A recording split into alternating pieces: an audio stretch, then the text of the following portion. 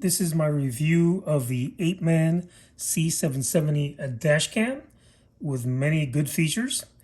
When you first start up your car, I should say, it will automatically turn on and start recording, which takes just about a second.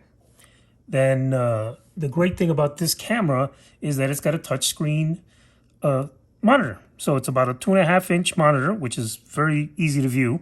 But more importantly, it is, again, a touchscreen. So instead of having to read a manual, and, usually the English is not that great, this one, if you just simply stop the camera from recording, it automatically gives you some of the icons for some of the things you can do.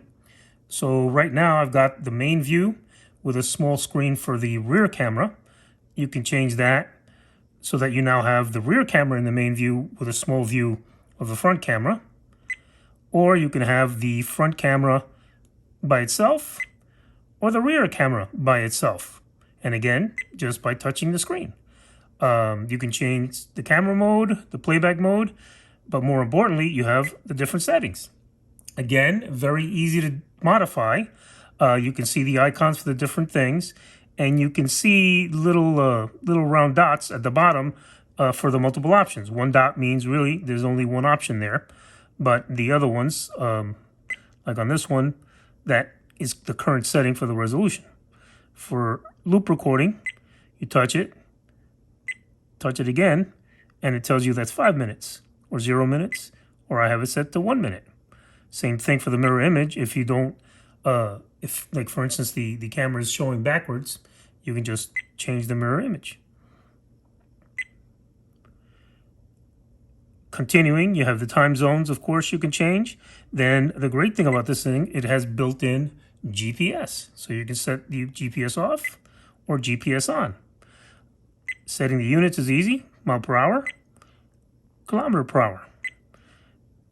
On to more screens. Again, you have GPS info, don't really need that.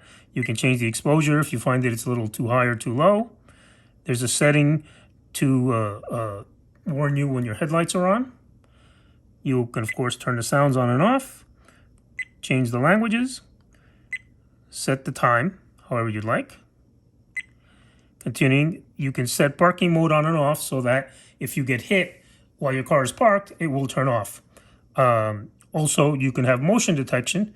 For instance, if there was someone walking in front of your car. You have the G sensor. So again, if your car is parked and somebody smacks into it, it'll start the camera. And again, there's the different settings for the different, whatchamacallit, how hard the car gets hit and it senses it. Wide dynamic range makes for brighter pictures, etc. Watermark, don't really need that. Time lapse, you can turn it off or turn it on. Continuing on, you can put on a screensaver. You can change how long the unit stays on after you shut off your engine. You can also have a delay. This is where you can input license plates. Frankly, that is not so great. Changing the frequency makes for better videos. The storage card just basically tells you what's in there. Then you can just format the card, which is highly recommended, not only the first time, but about once a month, just to make sure everything's clear. You can go back to the original settings or see what version of the software you might have. So again, this is an outstanding unit. And again, you go back to the regular mode and start from scratch. You also have an on-off button on the right. But again, the main features of this is, I forgot to mention, also has Wi-Fi. So you can tie this to your phone and view everything from your phone. That's a biggie. But again, this unit I think is fantastic. Has great high-def resolution front and rear. The fact that you can operate it through your phone. The fact that it's got GPS built in.